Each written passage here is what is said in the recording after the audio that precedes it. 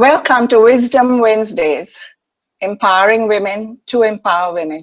And I'm your host, Carol, and moderator, of course. I'd like to introduce you to the panel. My friends, I'm honored to introduce these guys to you. We have Soraya. She's an award-winning international activist. She is a lawyer, works on gender equality, community organization, and she's a co-founder of the largest interfaith organization in Los Angeles. That's Soraya. We have Selvi. She's an urban planner and architect, done extensive work in UK and Sri Lanka, and she works with the UN at times and during the war in the North and East. Now she does a lot of work on basic income for war widows. We then have Kamini. Kamini is a gender specialist on GBV prevention globally. She's a founder and executive director of Shanti Margam, organization working with emotional well-being of youth and kids. Kamini also does energy healing with Reiki. We have Fazana, passionate about life and positivity, a conservationist and thrives when involved in driving women to their full potential. She was also with the UN and now a business strategy consultant. And then we have Kyra. Kyra is a mindfulness and meditation teacher. She's an activist and writer dedicated to social justice and healing the planet. This, ladies and gentlemen, is a forum for the women, by the women. While I say that, I want to say thank you to the guys who have signed up, because it shows interest in what we women need to do and want to do. And we thank you for your support.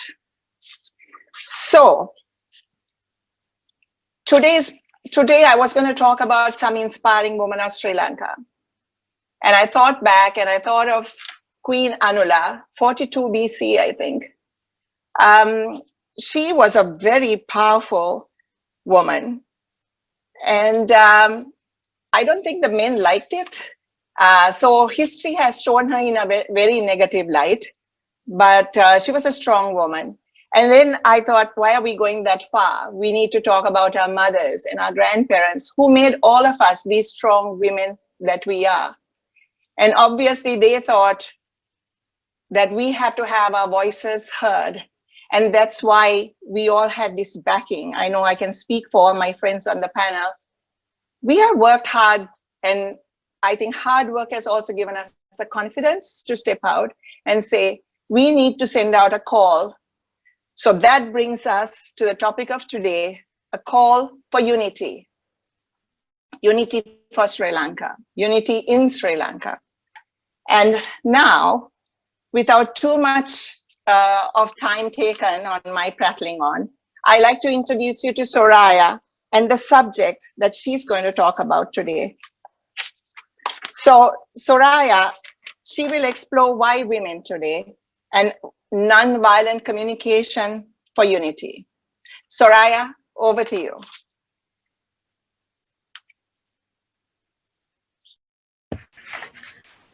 Thank you, Carol. When I met Carol, I was blown away by her leadership and her initiatives. She is a social and environmental activist, co-founder of Women in Need, and she incorporates gender equality into sports. But what really touched my heart was that she has spearheaded a movement, built 15 homes for women-headed households. Thank you, Carol. I'm so honored that you and I are together on this call, together with my fellow panelists. Ayubowan, fellow Sri Lankans. 72 years after independence, if we are still talking about unity, achieving unity, perfecting unity, I think we have missed some vital action that we need to take.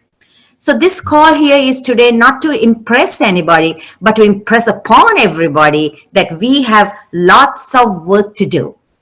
So I want to take a basic look at this whole concept of unity and how we can work towards a more united Sri Lanka under two headings. First is that we have to move out of our comfort zones, because in the comfort zone we are comfortable, we are well adjusted to comfort. In the comfort zone we are not creative. And in the comfort zone, we always wait for somebody else to do something. So this call is about moving out of that comfort zone and finding new and creative ways to promote peace and justice in Sri Lanka. Now, when I say this, I want to truly and from the bottom of my heart acknowledge all those women and men, young and old, who are relentlessly, who have given everything for this cause. They're working even as we speak. So work is happening, but this call is about how can we take it to a higher level. So another important aspect I want you to take from this today's gathering as you listen to us is we have to stop thinking about what we are facing and focus on what is facing us. This is critical because as Sri Lankans, we have a lot of residual issues, beginning from the colonization, the language policies, the claims to exclusivity and superiority of religions, the Southern uprising, the 30-year-old war, then the tsunami, and the tragedy of the Easter Sunday, and today a pandemic. So we have to look at what is facing us. So when we look at what is facing us, we step into a whole new paradigm about, this is not about me anymore. This is about my country. What is it telling me? What is it calling me to do? So it is then time for us to move from the familiar past and move towards creating a predictable future, where we begin with the vision for unity for Sri Lanka. So this calls three steps of actions from us, three types of people. One is we need to create a higher consciousness, which means that we see the sacred in everything and everybody. I invite the listeners, look at the room you're in. That room is sacred. Somebody built it. Somebody lived there. There are stories. Let us become human beings of higher consciousness, and we see and embrace the sacredness in everyone. The chair you sit, it didn't just come in there. Somebody went to work, they felled a tree, they had a factory, they walked to work, they would have been sick one day, they had families, and they made this chair. From the chair to the table, everything, my fellow Sri Lankans, are sacred. So I invite you at this moment to begin this new journey of looking at everything and everyone in a very, very sacred way. Then it calls us also for an evolution of a new human. And what I mean by that is, instead of putting people in their places, let us put ourselves in their places. And I say this not because I love words, but I live that on a daily basis. We call that moral reciprocity. Moral reciprocity. I remember in Los Angeles, Carol said, I am a co-founder of one of the largest interfaith solidarity network. It didn't just begin. It has taken me 10 years to do that kind of work. My son, who was 7 at that time, after 9/11, was bullied. And then I realized, gosh, I can do something about it. I don't have to wait for my government. I don't have to wait for my neighbor. Because I feel we are all endowed with great gifts, talents, and abilities. And there I began the journey of seeking out interfaith organization, building friendships and bonds with women and men who are passionate about the cause that I am passionate about. At Omnia Institute for Contextual Leadership, when we train people, we say, look for people who have the same self-interest. So that is the work you have to do moving forward today. So, and then thirdly, we need a more loving order. What do I mean by that? Compassion, kindness, not just in words, but thought, deed, and action. This is very important. So the main crux of my topic is to talk to you about nonviolent communication. And Carol says I have to be done in 3 to 4 minutes. So if I were to sum up that, I would say, do not judge. Do not judge. Because when we judge, we can't love. Blaming and shaming somebody is debilitating. So we have to learn a new language. Instead of saying somebody is greedy, we learn to say, oh, she ate the last 3 slices of pizza. We arrive at a whole new place. So we have to close the gap between performance and our potential. No, and in order to do that, we know that in our country, we do not see, there is an absence of strategy promoting unity. So that means you have to step in. There are no institutionalized incentives to promote unity. You have to step in. So it is on us. So you have to brainstorm projects, initiatives, and be a revolutionary for unity. You can't stroll to this goal anymore. 72 years later, we have to sprint. So we are, and I want to tell you that we are responsible personally to take this responsibility. And I hope that today, moving forward, that we will not be people who will complain about the dirt in the river. We will be people who will get into the river and clean that river. So the question I ask is, what is your legacy? Work towards it. Thank you. Thank you. Thank you, Soraya. That's very, I mean, you set the stage here for the other ladies as well. We then have Selvi, and she's going to talk about the causes of war and violence in society. Is unity possible after the ensuing devastation? Selvi? Thank you, Carol, and Happy New Year to all the viewers and our panelists. Causes of war and violence in society. Is national unity possible after an ensuing devastation of war? My take on it is progressively possible. Let me explain. Now, disunity among people and communities happen when people are divided along religion, caste, and language divisions, and they are exploited by political forces for short-term goals.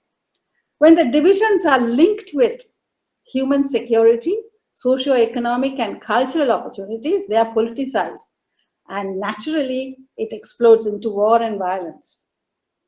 Now, war and violence have very devastating effects in society, mainly on women and children. It destroys infrastructure, cripples economies, and destroys cohesive social structures.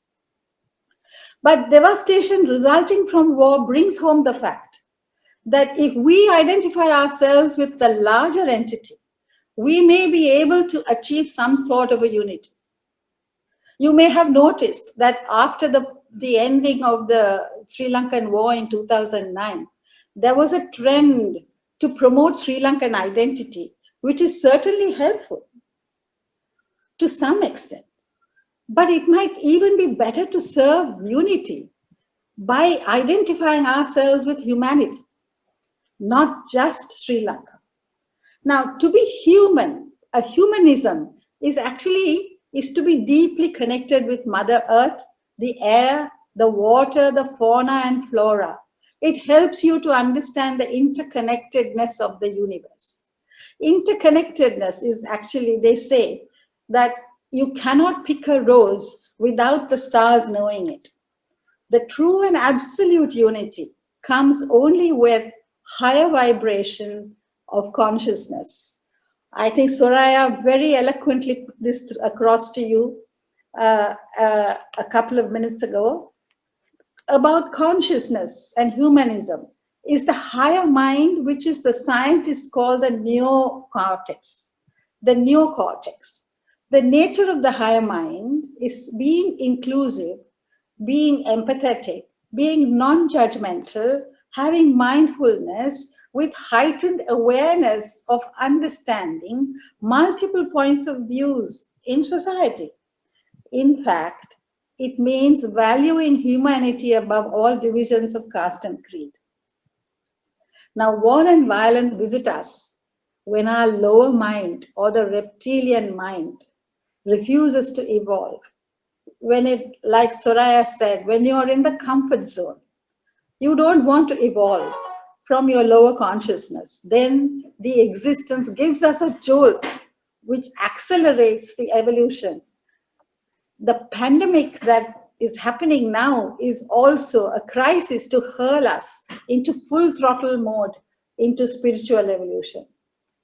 Now, I'd like to give you some examples of progressive unity after wars. Sri Lankan war leveled out disparities and divisions that existed, particularly in the North and East, in the 30s and 40s. It has made the Southern polity more aware of the pitfalls of divisive politics. If you take Rwanda, the genocide in 1994, in which 800,000 young men were slaughtered, Rwanda has now emerged as the global model for the promotion of women in society.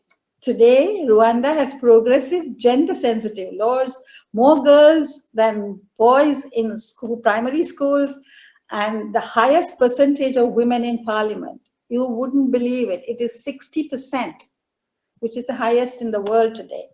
This was all as a result of the violence of the genocide of 1994. If you take World War I, it brought about the first intergovernmental organization to maintain world peace, the League of Nations. World War II, it brought about the United Nations for Unity Among Nations to maintain world peace, security, and fostering cooperation between nations. There are several benefits that have come out of wars, several wars, you know, the American Civil War and the slavery and so on and so forth. So what this means is that although war and violence bring destruction and devastation in its train, they have often accelerated change and served as catalysts to bring about greater cohesion and unity in society. So my take is that national unity after a war is a greater possibility than before the war. Thank you, Carol. Thank you, Selvi. Food for thought for sure. And we go on to, I think it's Kamini.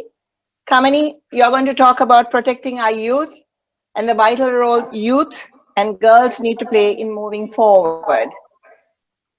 Thank you, Carol, and thank you so much for inviting me to be part of this panel. It is really an honor. I want to speak about why it is important to focus on children and youth to promote peace and unity in our country and in the world today. And before we speak about that, I think we also need to take a step back and look at ourselves and what we see in the world that we have created today.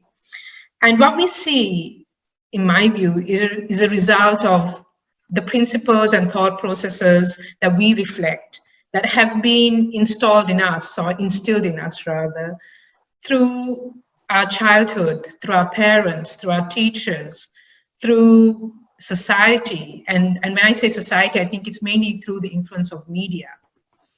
And what do we see today? And why is it that we felt that we needed to even have this kind of panel?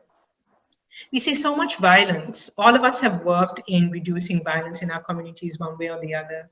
We see division, we see unhappiness, stress, and anxiety. And even before thinking about how we engage children and youth towards a cause of unity, I think we also need to step back and decide, is this what we want for our children and youth today to grow into in their adulthood? And the question to be asked is, why is it like this? Why have we turned out this way? And with a lot of stuff that I've read, and what I feel, what I see is that I think we are all groomed or driven to support a country's economy, the education system, everything grooms us to bring financial profit to the country. And we don't help people or help ourselves as we were growing up to connect with ourselves. We're disconnected. We're disconnected from ourselves, from each other, and from the environment. And that is why today we see youth who are now adults striving for profit at the expense of themselves, their peace, others, their friends, other races, other religions, and nature. And we see today that actually society really recognizes financial profit makers, the money makers, not those who bring in social capital or human capital. And I would say the profit from that would be joy and compassion and wholesomeness and less violence. And even those of us who work in those fields, we are stigmatized, or it's given the least importance. I mean, what is valued today is people's success, which is defined by the car you drive or the amount you have in your bank account.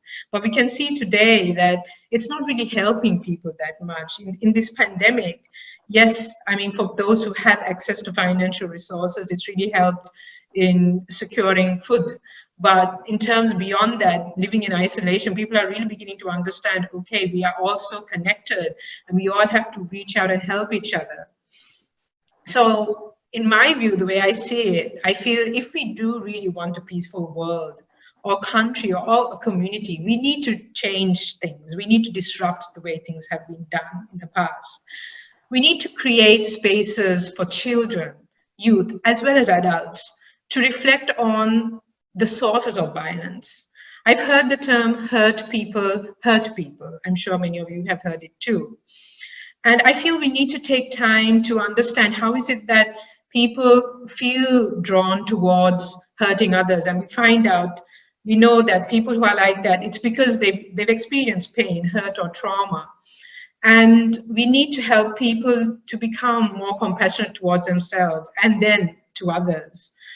And I feel that we really need to push towards working with children and youth to understand how connected we all are to each other to have sustained peace and equality and unity. And at this point, just to illustrate how it could be done, I'd like to draw from an example from my own organization, Shanti Margam. So we work on emotional well-being of youth and children with the aim of actually reducing violence, specifically gender-based violence, and thereby violence in communities. And when the Digana riots happened a few years ago, we wanted to have a conversation with the children who visit our center, which are mainly from the nearby slums. And we have this fantastic counselor who is actually a Muslim, who is like a maternal person. She's like a maternal role in our youth center called Ardley. And so I asked, so why do you think this happened? Why did this violence happen? And the children started saying, oh, because the Muslims are going to hurt us. They're going to kill us. They're going to attack us. And I said, why do you feel that way? What made you think that way? And they said, well, that's what we were told. And I said, but do you know a Muslim who has hurt you, who has attacked you? What about Ardley? And they looked at him, and then I could see the wheels starting to turn. And then we got them to start thinking about, okay, what would it feel like? Because then they started feeling the empathy and connection. And then how would you feel if that happened to you, if your house was burned, if all that happened to you? And they were devastated. Then it really hit them. And then usually, so we were happy that they felt the empathy. And so we wanted to close, as we usually do, with the meditation with the children. And so we asked them to send compassion to those who had been hurt, who had been affected, which I knew they genuinely felt. And I said, at the same time, we also have to send healing and energy, good energy, to those people who attacked them. And they were like, no, we don't want to do that. They were bad people. And I said, well, you have to also understand, maybe they were in a place of fear. What is it that drove them to think this way, to use violence against another person? So we did that meditation, and I felt there was a slight change. And yes, maybe these children will go back to their communities, which do keep on having this disunity kind of approach. But at least, you know, if you keep instilling these, having spaces for these conversations, I feel we can move towards change. And these are the change makers of the future. So that's what I wanted to share. Thank you, Kamini. Very interesting. We move on to Fazana, since we actually have a program where we try to also incorporate questions from the viewers at the end. So you can start typing them from now, maybe. So Fazana, you're going to be talking about uplifting women to be financially independent. Over to you. Thank you, Carol, and it's lovely to be among all these fabulous ladies. My passion is to make women achieve their full potential. And this is something I've been doing from the time I've been a child, trying to help anyone dig deep into their talent pool, into their skills, and be successful in what they do. So if we look at women today in Sri Lanka, uh, in 2018, twice the number of girls sat for the A levels. So if it's 50%, 50,000 boys, it was 100,000 girls who sat for A levels. But if you look at our workforce, we have only 38% in our workforce. So this actually poses a big question.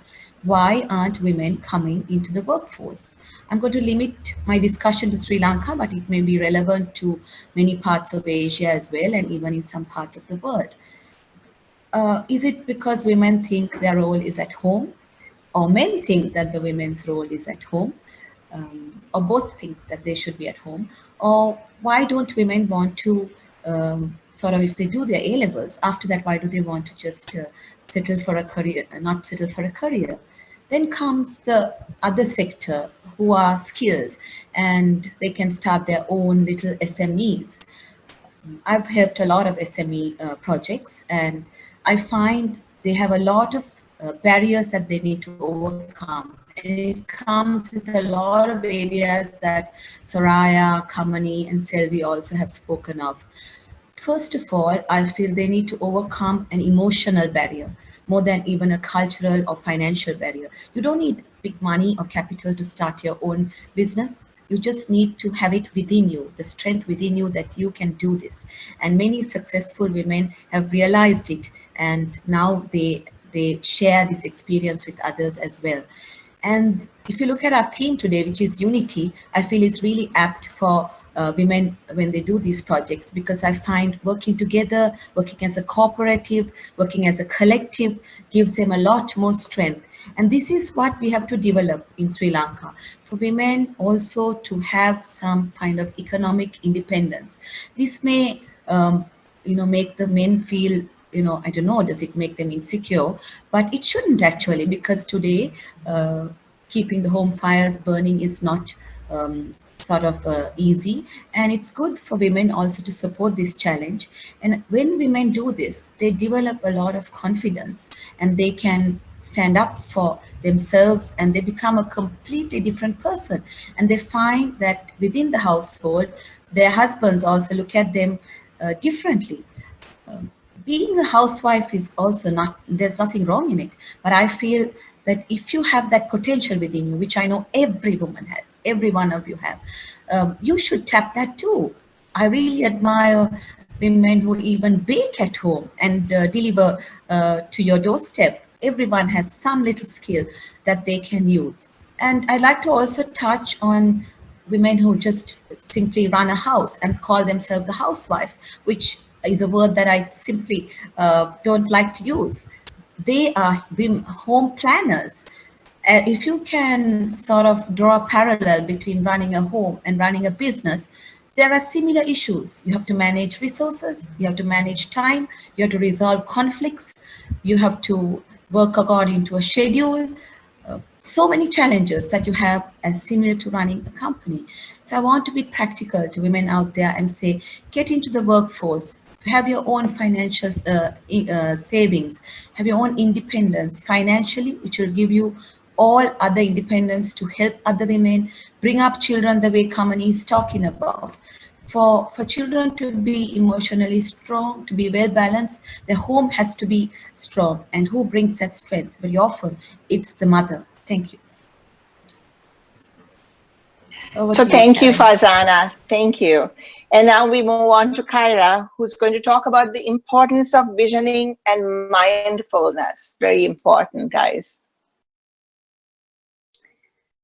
I also want to say thank you so much for the opportunity to be together with you all. It's quite a privilege to sit among all of you strong and beautiful and wise women. So I'm from the United States, but I've been living in Sri Lanka for the last 1.5 years. And one of the things that struck me the most is, for a country of just 20 million people, which is a lot smaller than the US. It's extremely diverse.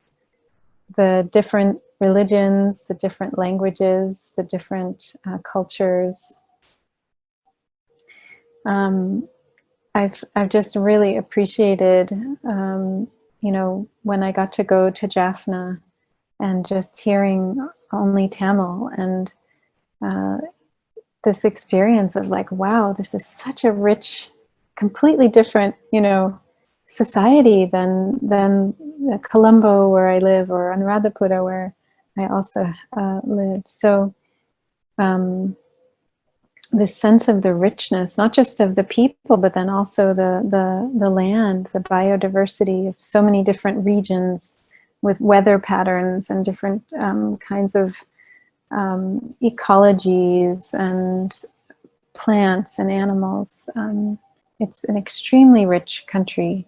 And one of the things I was thinking about on this topic of unity is others like Selvi have mentioned the brain, and one of the definitions of real health in any system, when we look at our nervous system, our whole biology, this comes from Dan Siegel, a neuroscientist, is this idea of integration, in the sense that we have many complex parts of our brain that each have their own function.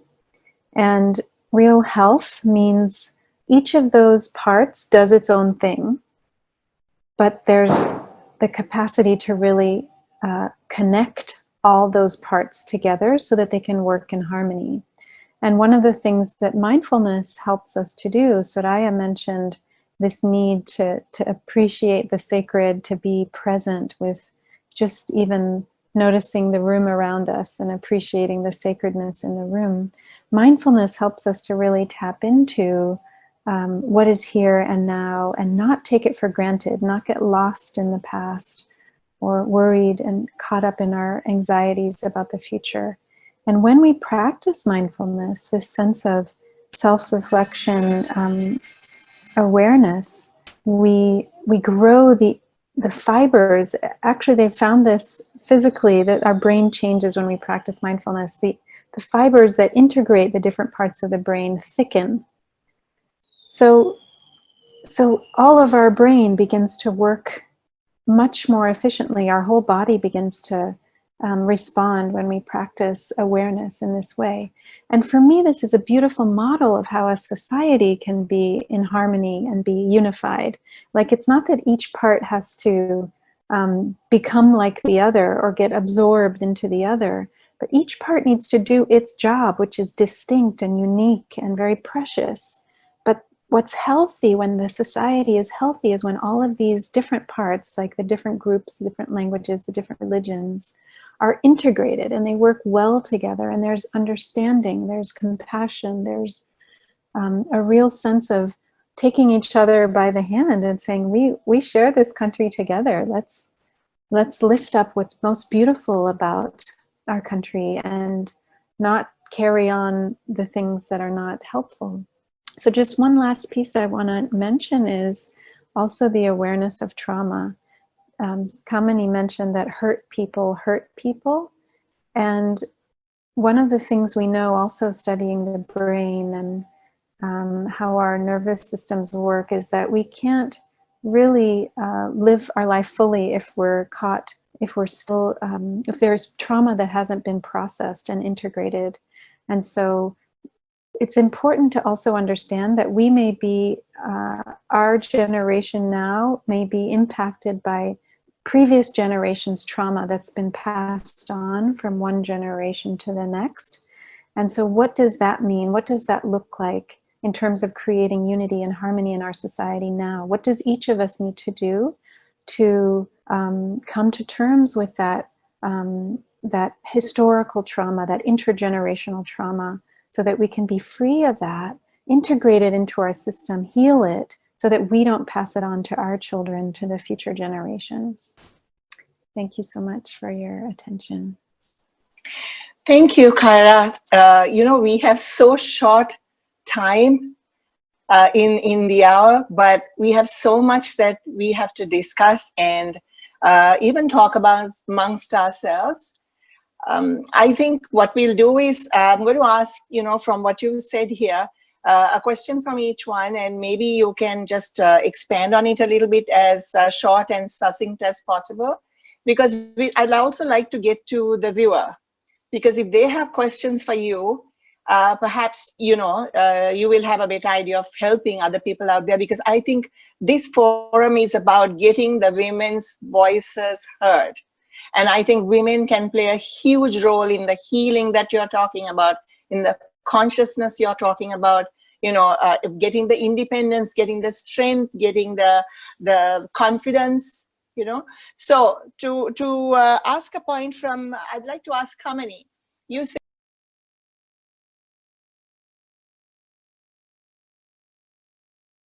You've muted yourself, Carol. sorry, the lack of consciousness you talk about, can you just say how you can overcome it in kind of a shortest way possible? Sure. I think the best way to illustrate how it can be overcome is by referring to a book written about the Dalai Lama and Desmond Tutu called The Book of Joy. And a question was asked from the Dalai Lama: how do you think we can change the world? How can we make people happier and more connected and feel that connected consciousness? And he talked of, and I totally subscribe to this view, is that it's time to actually teach children how to be compassionate towards themselves, compassionate towards people, and have sense of empathy and peaceful conflict resolution. Religions are supposed to teach us, but religions have become so politicized. Sometimes you will have people who will spread the spirit of what we were supposed to learn from religions. But I think it's about integrating these into school curriculums, into programs that are done by organizations. Even my organization, we had done that kind of work. And we adapted a fantastic program from Hong Kong, which was about youth positive development. And we really saw changes amongst the children about how they felt about themselves, how they resolved conflicts, and how much empathy they felt towards other people.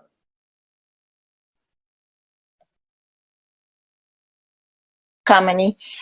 Sylvie, you spoke about, these 60% women in Rwanda. How do we even get to that? I mean, absolutely ideal situation. I think not enough women's voices are heard at the negotiating table. And so how do we get there, Sylvie?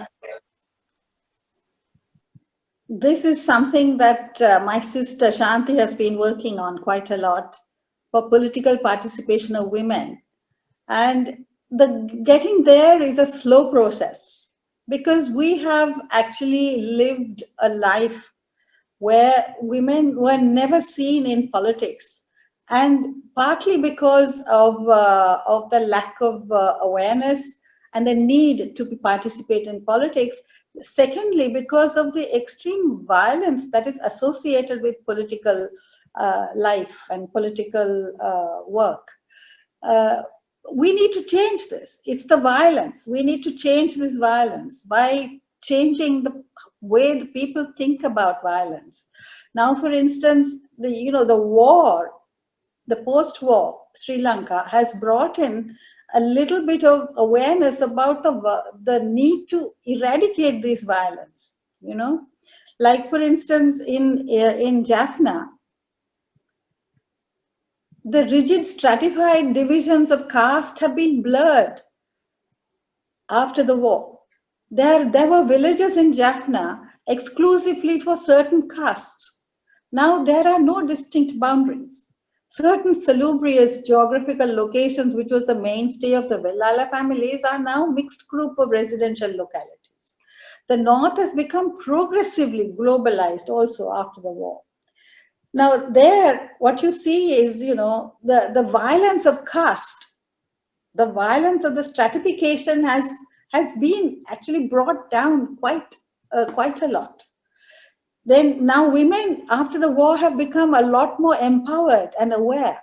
I would like to cite the case of Padmavati. Poonam Foundation, my organization, has a project called Unconditional Basic Income. This works with vulnerable communities to give them adequate monthly income to meet their basic needs. Under this scheme, we are working with war widows.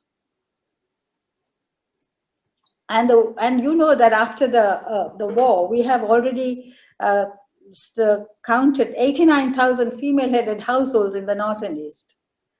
Now, we are working with young widows who have school-going children.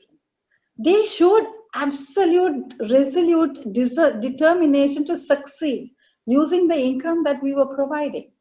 And, you know, they ventured out into becoming chicken farmers, cattle farmers. They started doing home gardening and all that. And Padmavati was one of those women who was caught up in the last phases of the war in Mullivaikal. She lost her leg and her husband through shells that struck them. And she was pregnant at that time. And she crawled out and finally found herself in Manik Farm. And now she's gone back to Vanni. And for her, this basic income was such a godsend. And she's just taken it. And like Farzana was saying, she managed the account, she managed the cat, she's bought herself 9 cows and 4 calves. And now she earns 15,000 rupees a month.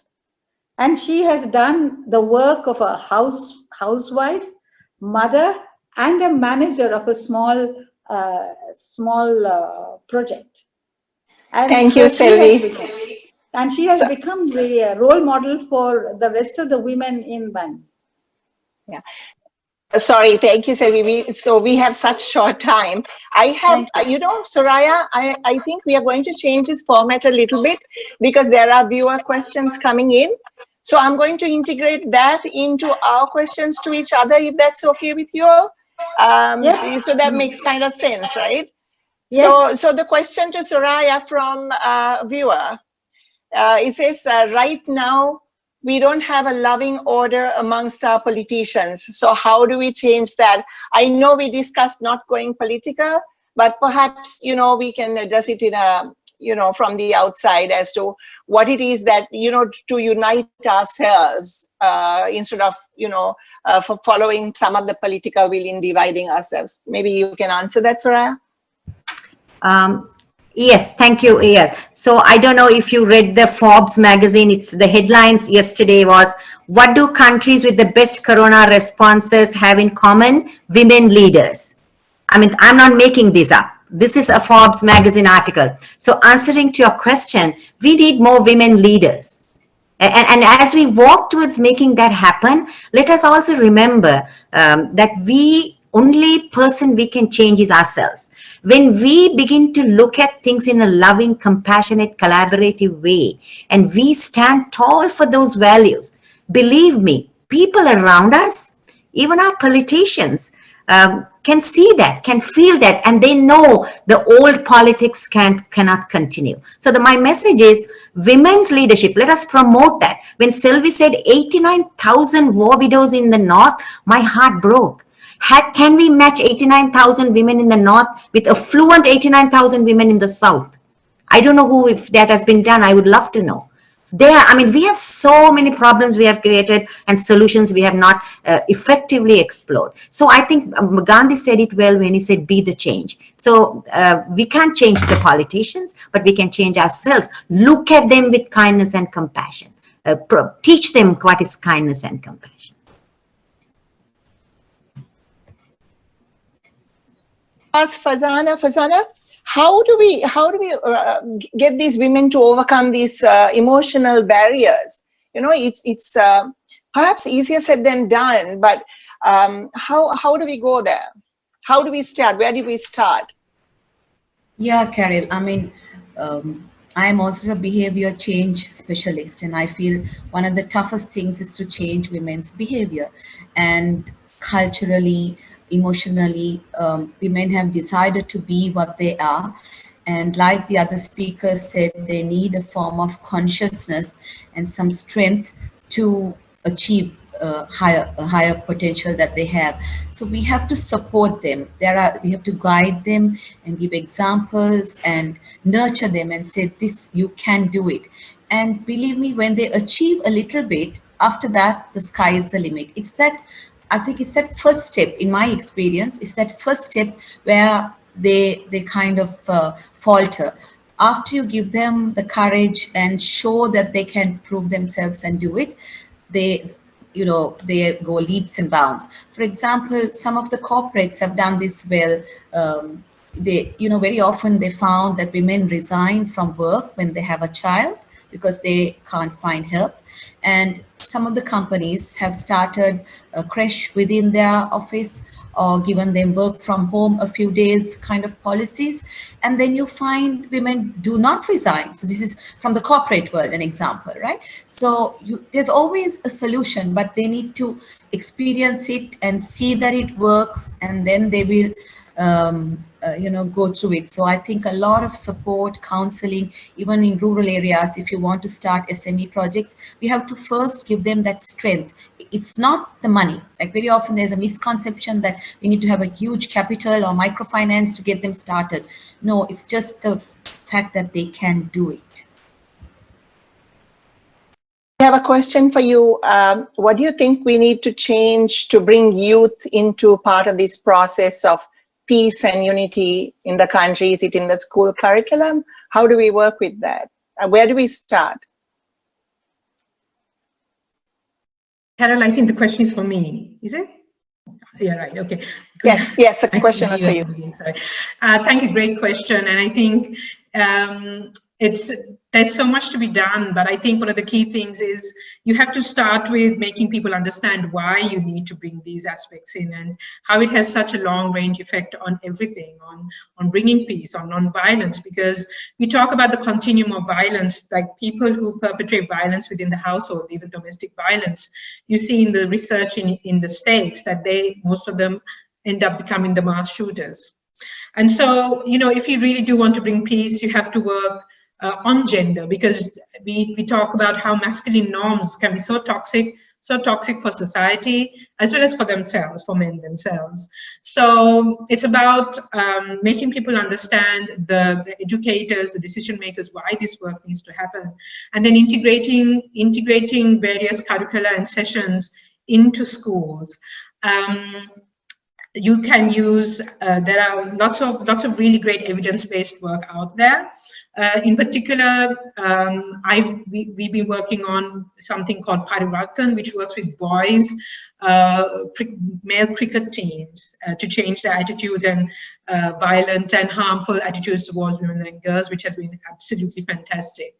You have to train teachers. You have to create a space where there is an understanding of how harmful inequality, gender inequality is, how harmful violence is, and also using things like art and drama to put these messages across to people. It has to be continuous, because the thing is, it's not only enough to work with children, but you also have to work with the frames they go back to, their families, the teachers who keep on enforcing all of these harmful attitudes and norms. And for example, in our organization, we work a lot on breaking through those very deeply inculcated attitudes. So you have to work on those aspects as well.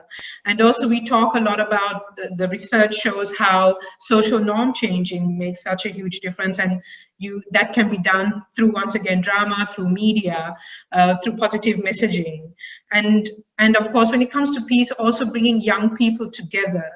I'd like to just cite quickly an example of some work we did when I was in another organization, where we brought Tamil children and Sinhalese children together, and we mixed. It was a 3-day camp, and the Tamil child and the Sinhalese child had to stay in the same room. And first, there was a lot of they were challenged, saying, how can we be like that? I mean, we don't even know each other's language. But then young people find a way to communicate. And it was beautiful, because by the time the workshop ended, they didn't want to part. And, you know, that is just the beauty of children and youth. I mean, they want to connect, they want to be in peace. So it's about creating that environment through a number of layers. Thank you, Kamini. So I've got a question that has come in for Soraya. It says, Can you comment on the current issues of what is happening in the time of COVID? And, you know, about burials and cremation and all of that, that, you know, has been very much a topic of contention here in Sri Lanka. Yes, I mean, I have faced dilemmas, but never a dilemma as the burial and cremation issue. On the one hand is civic responsibility and understanding the gravity and the deadly pandemic and the civic responsibility, and then community and individual rights. I think it's a very sad place. What I see lacking is we have failed to hold each other with compassion and sacredness. We have failed to communicate. The government has failed, the authorities have failed to clearly communicate the reasons for their decisions, and the people are in fear. So all this put together, we are in like a little soup here. And what can we do moving forward is to be able to reach out to each other and talk about this very openly. And as we speak, the Muslim community, I'm a Muslim myself, we are hoping there will be changes, but I have taken a very strong stand on this because I feel that we have to 100% come together, rally around the decisions made by the health authorities, because they are dealing with the pandemic and they can't make exceptions. If somebody died in Negombo and needs to be buried in let's say in Colombo, or somebody died in Putlam, I mean, we can't. The government is not able to entertain all the diverse requests. So they have chosen for a uniform law where they have decided all bodies will be cremated. And I really reach out to my Muslim community also at this time to understand the larger picture. I myself, I buried my mom in Los Angeles. My father died in Sri Lanka. Uncle died in Europe. I have participated, and my grandfather, I mean, they keep the funeral open, staying till my grandfather comes to recite the janaza prayers. I grew up like that, but this is a hard time where we have to make great sacrifices. So I call upon us to make a united decision, because let us move forward. As Sylvie said, after the war, after these Easter attacks, this is when we have to come together and really sometimes have to make enormous sacrifices. And it's hard, but my call is we might have to do that. We will have to do that. Thank you, Soraya. Sorry, guys, we're running out of time. There's so much to talk about. I have one last question from a viewer for Kyra. And it says, question for Kyra. We are a Buddhist country, and yet sometimes our level of compassion is wanting. How can we raise it? Thank you for this question. As a Buddhist myself, I feel one of the most beautiful teachings of the Buddha is about not being dogmatic or ideological. It's really about, you know, we need to come and see for ourselves. If this works, then we believe it. We don't take someone else's word for it. And also that, you know, the teachings need to be adapted and applied in a fresh way to each situation. So we can't, you know, hold on to some teaching in a way that it becomes like a weapon to hurt someone else with, that we cling so tightly to it because we identify, our sense of who we are is identified with being Buddhist. And so we cling so tightly to ideologies and dogmas that we actually don't allow compassion to be there in us, and we don't let it grow and flourish.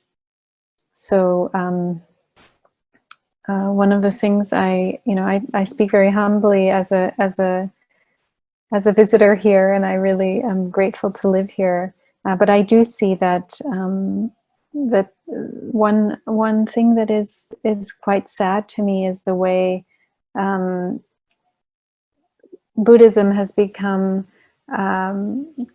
synonymous with nationalism, that to be nationalist, to really love your country for many Sinhala Buddhists means to really see yourself as a Buddhist, that's what Sri Lankan means. And so I think it's important to put some space between those two identities and really embrace a practice of compassion that respects everyone and that doesn't, I understand that, there was a lot of trauma from the war and there was a lot of hurt and harm. And so there's a sense of protectiveness. So I understand it's complicated. And anything we can do to forgive, to open our hearts, to see the good in those that are different from us. I mean, that's the teaching of the Buddha. He said, hatred never ceases through hatred. By love alone does hatred cease. So we can open our hearts. We can look inside to see what prejudices we might have towards those that are different from us, and see how can we come closer to them? How can we understand them better? How can we love them as fellow members of our country? So thank you, Kyra. That was really interesting and calming, actually. Don't you guys agree? Kyra has these really calming way about speaking. Kyra, I just want to add something. We all, as kids, celebrated each other's differences. We celebrated each other's cultural events, religious events. And somewhere down the line, political expediency maybe has tried to divide us as a nation. And I think we women need to take a lead to try and get everybody together to go back to it. We together can do so much, and love can do so much. So the final sum up is going to be done by Soraya. Because, this forum is not about talking the talk all the time, but also walking the walk. We all attended so many forums and presentations and whatever high-powered places. But then you go home and you put it on a shelf and you forget about it. So as we come to the end of this day, I want to say, be the change you want to see. And I want Soraya to do a little sum up before I then sign off and tell you about next week's program. Soraya? Yes, thank you, Carol. Mother Teresa said, you don't have to feed 100, feed one. This is such a rallying call that we are making to you. Do you want unity in Sri Lanka to thrive? Do something about it. You don't have to do huge, large projects. Reach out to your neighbor. If you have reached out to your neighbor, reach out to another neighbor. Reach out to 10 neighbors in a month. We can build this, because fear, I think it's fear that drives disunity. And Selvi talks very eloquently about unity is not just identity. And we could build strong unity after a very tragic situation like the war. So let us reflect and see whether we have how much we have done and how much more we need to do. And Kamini spoke about reflecting on the sources of violence. This is so critically important, because we are all busy correcting others. Because when we tell stories about others, guys, what happens? We don't have to correct ourselves. We embellish those stories and we put all the blame and shame on the other person. So this is the time for introspection, because hurt people, Kamini, hurt people. And then Kyra spoke about changing the brain through mindfulness as a model for society. I mean, I just can't wait to belong to such a group of such a society where we are all so mindful of one another, of what comes out of our mouth, what we do, and to be integrated. And then Farzana said something profound as well. The strength is within us. We have not tapped that strength. So we talk about strength elsewhere. So let us go in there and tap the strength that is within you. So in closing, I want to say we are going to continue this conversation, and we are open for coaching and questions. So I think Carol will also sum up and tell that we are contactable. And I would like to say, think greater than how you feel. Things must be falling apart, but think greater, because only through the cracks that the light come in. So thank you. Thank you.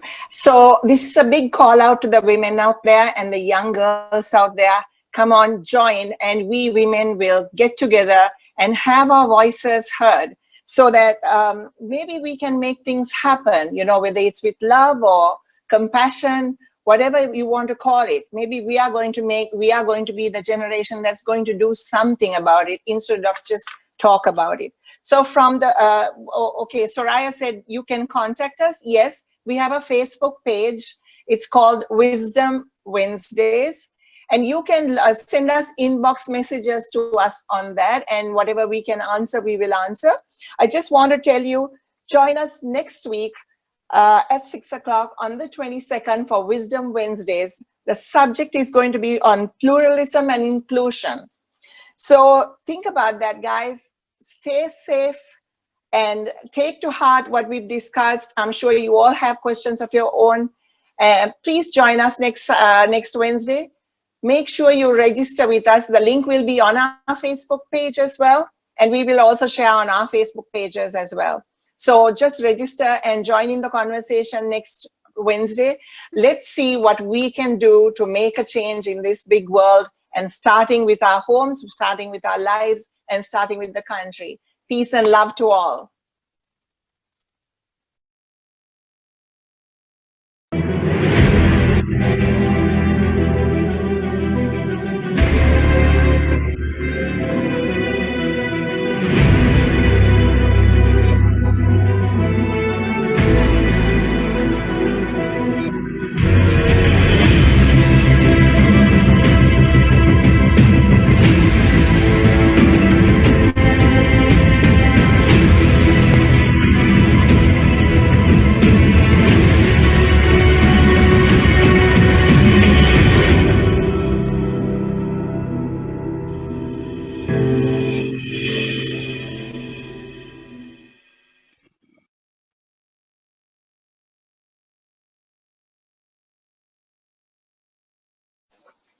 Guys, I have to leave. I have a meeting now, starting right now.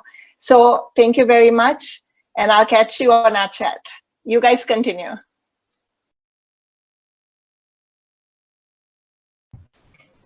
Can others hear us? Some are leaving, but other people are still on the line. So I'm going to stop the recording now. Yes. Thank you.